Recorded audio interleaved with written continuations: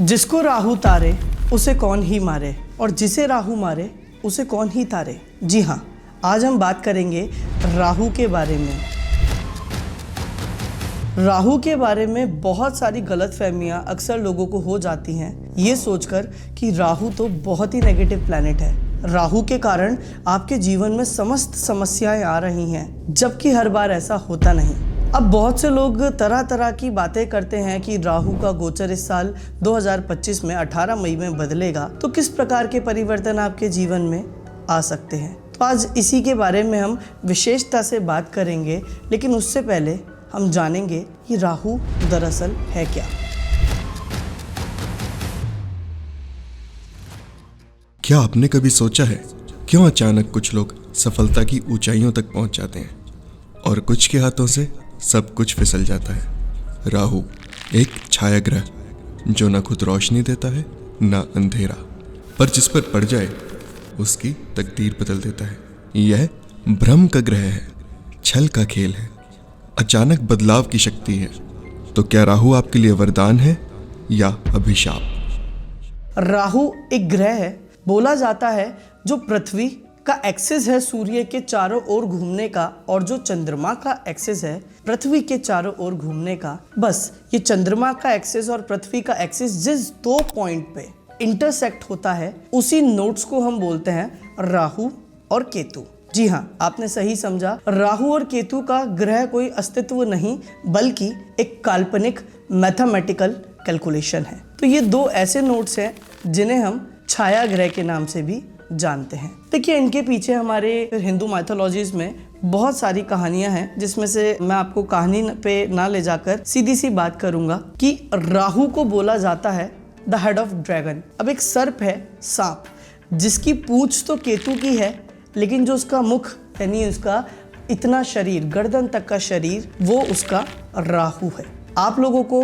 पता ही होगा, एक सर्प के अंदर जो पॉइजन यानी जहर होता है वो उसके मुख में होता है, पूंछ में नहीं। इसी कारण जितना भी जो जहर है वो राहु के अंदर आ गया, और इसी वजह से जितनी भी पृथ्वी पर पॉइजनस यानी जहरीली चीजें हैं वो राहु के अधिकार में आती हैं। फिर चाहे वो जहरीला कोई मच्छर या कोई जहरीला कोई इंसेक्ट ही क्यों ना हो, फिर चाहे वो जहरीला कोई सर्प ही क्यों ना हो। और क्योंकि जहर की हमने बात की है, तो जो दूसरों के जीवन में जहर घोलने का काम करते हैं वो भी राहु ही है। इसके अलावा मैंने आपको बताया राहु क्या है, सर्प का मुंह, यानी कि गर्दन से ऊपर वाला हिस्सा, यानी जो दिमाग है वो भी राहु के पास है। अब जब आपके पास सिर्फ दिमाग होता है तो आप चीज़ों को बहुत ज़्यादा या तो सोचकर ओवर थिंकर बन जाते हैं, या फिर बहुत ज़्यादा सोचकर कुछ एक नई यूनिवर्स का क्रिएशन करते हैं। जी हाँ, इसीलिए हम बोलते हैं कि राहु आपकी इल्यूजन भी है,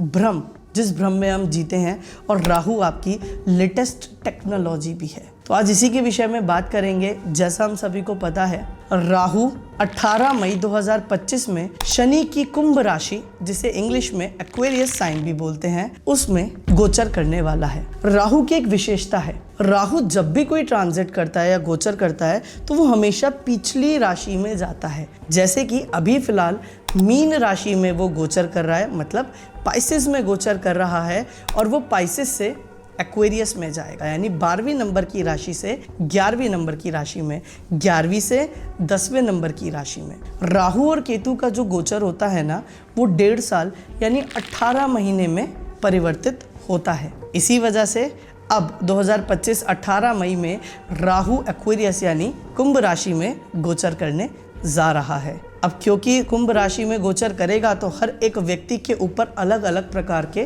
प्रभाव पड़ेंगे, पर मैं अभी बात करता हूँ ओवरऑल ये राहु कैसा होने वाला है। शनि की राशि है कुंभ राशि, और शनि और राहु के अंदर मित्रता है। इसी वजह से जब राहु शनि की इस राशि में प्रवेश करेगा तो जितने भी हमारे टेक्नोलॉजीज डिपार्टमेंट हैं, AI, जी हाँ, आर्टिफिशियल इंटेलिजेंसी, ये बहुत ही बड़े लेवल पर बूम होने वाले हैं, मतलब इंक्रीज होने वाले हैं। तो ये टेक्नोलॉजी बढ़ाएगा, ये लोगों को सोशल कर देगा, इसी के साथ साथ ये लोगों के अंदर अवेयरनेस भी लेकर आएगा, यानी लोग ज़्यादा जागरूक होंगे, ज़्यादा सोशल होंगे, AI बहुत डेवलप होगा, टेक्नोलॉजी बहुत डेवलप होने वाली है इस 1.5 साल के अंदर। चलिए जी, ये तो हमने ओवरऑल बात करी, लेकिन अब बात करते हैं इंडिविजुअल हाउसेस पे इसका रिजल्ट कैसा रहेगा। सर आपने ये तो बता दिया ओवरऑल, बट मेरे लिए राहु कैसा है मुझे तो ये जानना है। जी हाँ, आपके मन में शंका जरूर होगी। देखिए, मैं स्पेसिफिकली आपको बता देता हूँ, जो भी मेष लग्न वाले लोग या मेष राशि वाले लोग होंगे उनके ऊपर क्या इफेक्ट पड़ेगा, या फिर टॉरस यानी वृषभ राशि वाले जो लोग होंगे या उनका लगन या मून साइन उनके ऊपर क्या इफेक्ट पड़ेगा। मैं यहाँ पर लगन और मून साइन यानी राशि की भी बात करने जा रहा हूँ, तो दोनों को ही आप ले सकते हैं जिसमें भी आप कंफर्टेबल हो। मेष राशि वालों के लिए राहु का जो गोचर होगा वो 11वें भाव से जा रहा होगा। अभी जैसा मैंने बताया शनि राहु का एक बहुत ही क्लोज मित्र है, तो वैसे तो ये लाभकारी सिचुएशन होने वाली है। तो आपके जितने भी इच्छाएं थी अब पूरी होने वाली हैं। इस दौरान आप लोग सबसे ज़्यादा सोशली कनेक्ट होने वाले हैं, सोशल मीडिया पे सबसे ज़्यादा ग्रो करने वाले हैं और सोशल मीडिया पे सबसे ज़्यादा एक्टिवेट होने वाले हैं। जी हाँ, अगर आप एक इन्फ्लुएंसर बनना चाहते हैं तो ये आपके लिए सबसे बेहतरीन समय हो सकता है। कोई भी ऐसी इच्छा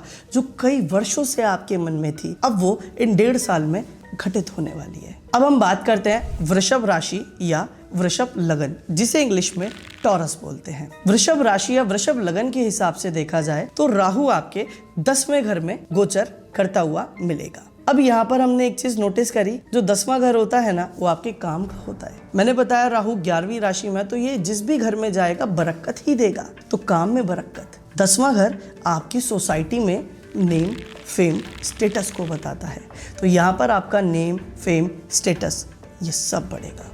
जी हाँ, इसी के साथ आपका काम करने में मन भी लगेगा। लेकिन एक छोटी सी मैं यहाँ पर रिक्वेस्ट करूँगा, क्योंकि राहु पॉइजन है, क्योंकि राहु एक मंदी सोच है, तो ऐसा भी हो सकता है कि भिन्न भिन्न प्रकार के लोग आपको गलत तरीके से पैसा अर्जित करने का ऑफर दें, तो उसको रिजेक्ट कर दीजिएगा, क्योंकि राहु की कोई भी नकारात्मक ऊर्जा हमें अपने अंदर नहीं लानी है। जी हाँ, यहाँ पर आप लोगों को भिन्न भिन्न प्रकार के लीगल इलीगल मैटर्स के लिए इन्फॉर्म किया जा सकता है या आपको पार्टिसिपेट करने के लिए बोला जा सकता है। अवॉइड कीजिए, गलत तरीके से धन अर्जित नहीं करना। अब हम बात करते हैं मिथुन राशि। जी हाँ, मिथुन राशि या मिथुन लगन, जेमिनाई राशि या जेमिनाई लगन की। जेमिनाई राशि और जेमिनाई लगन में जब राहु आपका देखा जाएगा तो 9th हाउस में वो प्लेस्ड होगा। 9th हाउस जो होता है, this is the house of धर्म। जी हाँ, आप अपने धर्म के प्रति अट्रैक्ट हो सकते हैं, भाग्य आपका साथ देगा, आपके ट्रैवलिंग दूर की यात्राएं बढ़ जाएंगी, आप हायर एजुकेशन में इन्वॉल्व हो सकते हैं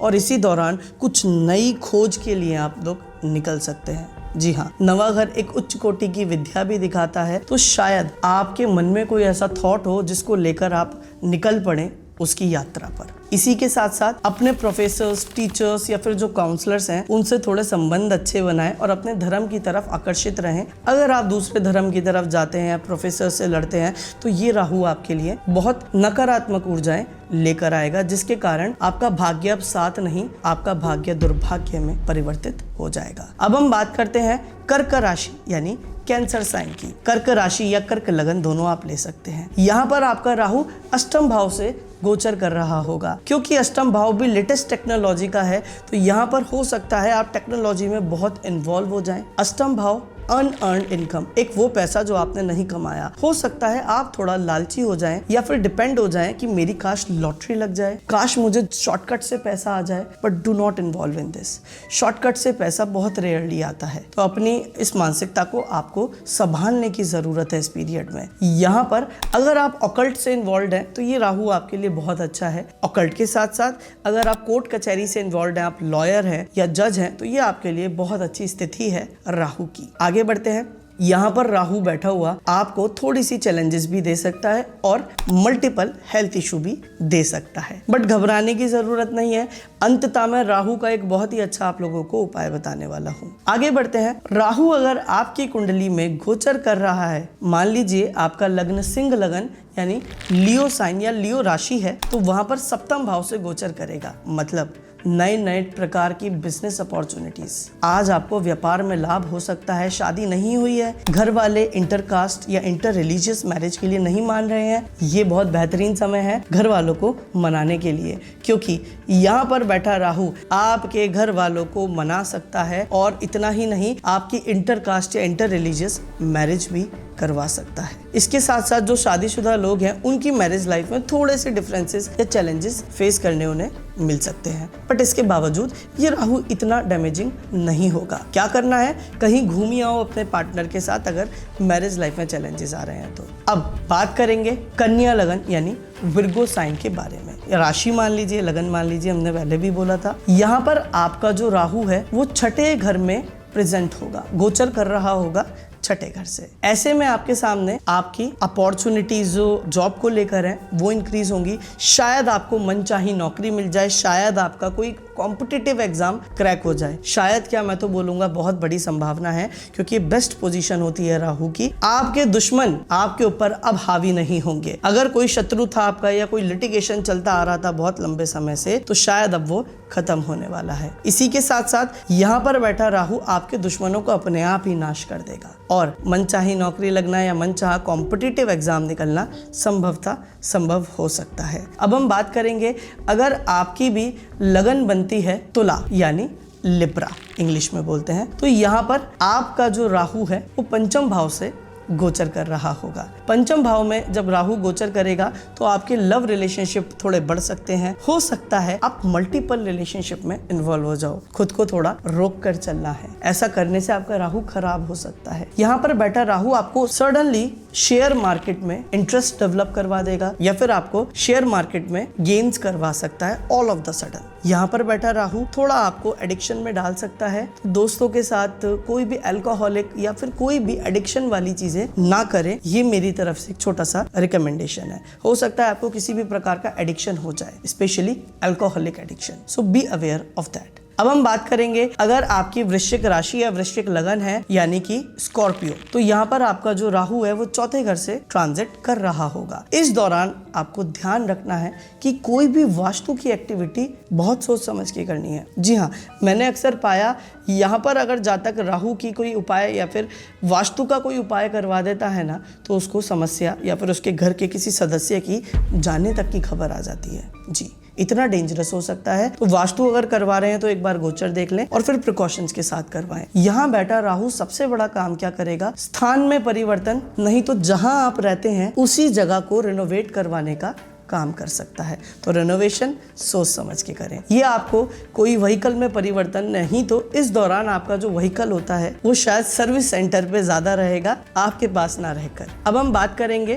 धनु राशि की। अगर धनु राशि या फिर धनु लगन आपका है, जिसे हम इंग्लिश में सेजिटेरियस बोलते हैं, तो आपका भी राहु आज तीसरे घर से गोचर कर रहा है। अब ये समय है जब आप अपना मन चाहा फोन लेने वाले हैं। जी हाँ, आईफोन का डिजायरमेंट था, मिल जाएगा। एप्पल का मैकबुक चाहिए था, मिल जाएगा।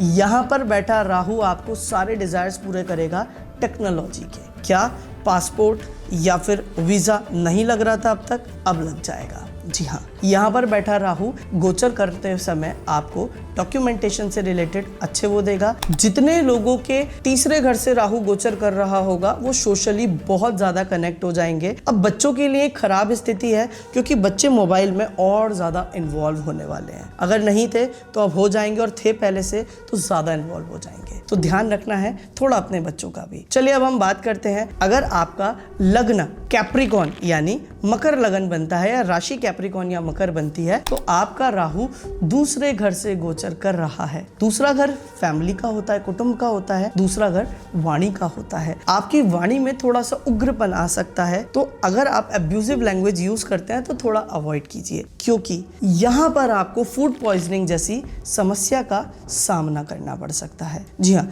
राहु पॉइजन और दूसरा भाव फूड, खाने पीने की आदतों को दिखाता है। तो खाने पीने की आदतों पे कंट्रोल रखेंगे तो फूड पॉइजन जैसी समस्या बिल्कुल नहीं आएगी।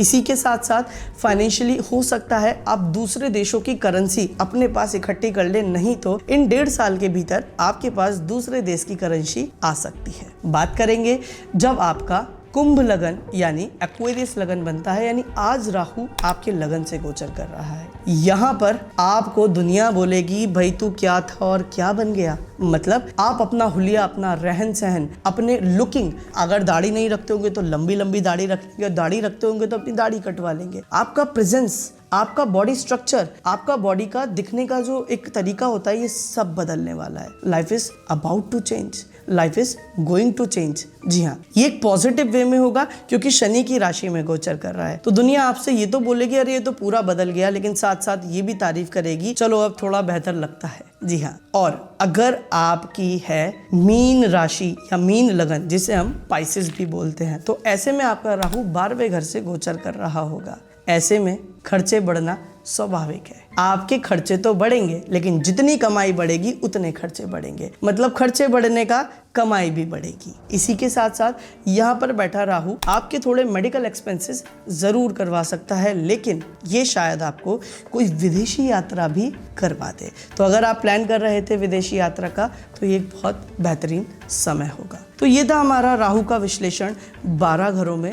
तो राहु के लिए एक छोटा सा उपाय हम देना चाहेंगे। कभी भी आपको राहु परेशान करता है, राहु ब्रह्म, एक ऐसा ब्रह्म जो समस्त ब्रह्मांड को एक दिन निगल जाएगा।